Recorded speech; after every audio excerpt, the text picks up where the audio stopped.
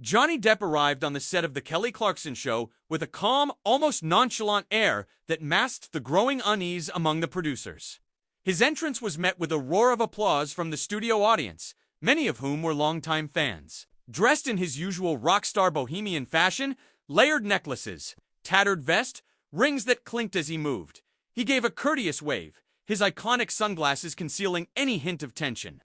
He had come to promote his latest project, a gothic psychological thriller that had already sparked polarizing reviews and speculation online. Still, the producers were confident the interview would stay within safe bounds. Until it didn't. Kelly Clarkson welcomed him with a bright, energetic smile, as she did with all her guests. "Ladies and gentlemen," she said, "please give it up for the one and only Johnny Depp." She motioned for him to take a seat across from her, and the audience clapped louder. The mood felt promising. Their initial exchange was relaxed, even charming. They joked about how long it had taken Depp to find the right pair of boots for the interview, and laughed about his pet owl named Vincent. Johnny seemed to enjoy himself, and the audience leaned in, soaking up every word. They spoke briefly about his film, a story about a haunted playwright unraveling his own memories. Depp described it as a deep dive into fractured identity, and Kelly nodded along, offering thoughtful commentary. "Sounds intense," she said, smiling. "Is that why you chose it? Something close to home?" The question hung in the air for a moment longer than it should have. Johnny chuckled softly. "Maybe," he said, "but mostly because it's a story worth telling." That's when Kelly's tone shifted ever so slightly. "Speaking of stories worth telling," she said, "a lot of your fans feel like they've been on a journey with you these past few years through courtrooms, media storms, and very public battles. Do you feel like this movie is a kind of response to all that?" Johnny looked up slowly, tilting his head. "I thought we were here to talk about the work," he replied, his voice calm, but with a hard edge creeping in. Kelly, still smiling, but clearly stepping into more serious territory, responded, "Of course, and we will. But don't you think part of your story is inseparable from your work now? You've said yourself that art reflects life, and a lot of people are curious about how those personal experiences have changed you, especially after everything that's happened." The audience, once energetic, quieted. The studio lights suddenly seemed brighter, hotter. Johnny shifted in his chair. His smile faded. He responded carefully, "I think people are curious about a lot of things. Doesn't mean they're entitled to every answer. Some things are meant to be left behind. Not every scar has to be shown." Kelly nodded. "I respect that," she said. "But don't you also think speaking openly helps others? That your silence might be seen as avoidance?" A long pause followed. Johnny removed his sunglasses, revealing tired eyes, not angry, but weary. "It's not avoidance, Kelly. It's self-preservation. When you've spent years being dissected, misrepresented, and used as a headline, you learn to protect what little piece you've got left." It was a strong statement, and, for a moment, even Kelly appeared unsure how to proceed. But before she could pivot, the producer's voice came faintly through her earpiece, nudging her to keep going. "There are rumors," she said finally, "that your legal battles aren't truly over. Is there anything you want to clear up right here?" That was the breaking point. Johnny leaned forward slowly, placing both hands on the arms of the chair, and spoke with clarity and firmness. "I agreed to come here under the understanding this was about my film, not a rehash of my past. If this show wanted to turn it into something else, that should have been said up front." Kelly opened her mouth to respond, but before a word escaped, Johnny stood up, adjusted his coat, and said calmly, "Then maybe I'm on the wrong show." With that, he walked off the set. The camera crew froze. Kelly blinked in disbelief, then turned to the audience, who sat stunned in silence. A few murmurs echoed in the room. The show cut to commercial abruptly, but the damage had already been done. Within minutes, the moment was trending online. Backstage, producers rushed to assess the situation. Johnny's team was already halfway to the parking lot. Staff debated whether they had just lost a major guest or accidentally created the most viral moment in the show's history. Either way, it was clear something extraordinary had just happened, and the whole world would soon be watching backstage after the sudden walkout. The studio erupted into controlled chaos.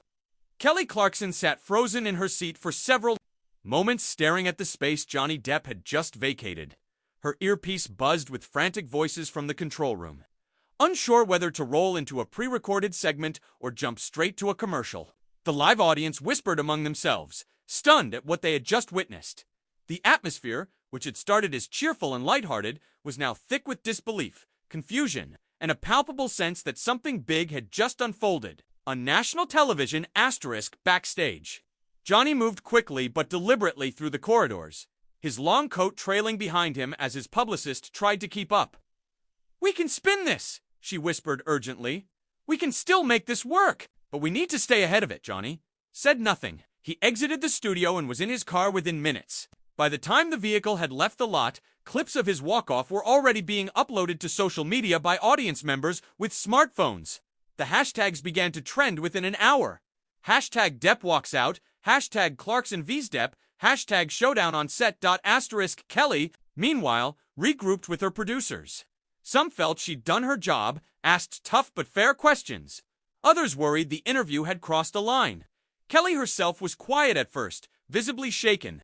When the cameras came back on, she addressed the audience briefly. "Sometimes," she said carefully, "interviews don't go the way you plan. And sometimes, emotions run deeper than we realize. We'll be right back," she smiled, but her eyes didn't match her tone. The episode aired later that evening with a heavily edited version of the segment. Most of Johnny's interview was intact, but the walk-off was trimmed to avoid showing the full tension. Despite this, behind-the-scenes recordings and leaked cell phone footage filled in the gaps. Blogs, fan sites, entertainment news channels, and Twitter threads exploded overnight with commentary and speculation. Public reaction was fiercely divided. One side praised Kelly for being brave enough to ask real questions, refusing to let a celebrity control the narrative. "She did her job," one tweet read. "This isn't a puff-piece show. Celebs need to stop expecting free passes." Others disagreed entirely, accusing her of ambushing a guest under the guise of a promo appearance. That was a setup. He came to talk about his art, and she dragged him through the mud again. Another tweet countered. Think pieces flooded the internet with outlets like Variety, The Hollywood Reporter, and Rolling Stone publishing articles, dissecting the moment from every angle: public relations blunder or media exploitation, calculated walkout or raw emotional moment. Then came the leaks. A source from Depp's team released a statement, claiming that his appearance had been pre-negotiated with boundaries. Mr. Depp agreed to the interview under the understanding that it would remain focused on his latest film and future work. Any deviation was a violation of that agreement. This was followed by an anonymous producer from the Kelly Clarkson show contradicting the claim. There were no such restrictions. In fact, Johnny was told there might be personal questions and was open to it until he wasn't.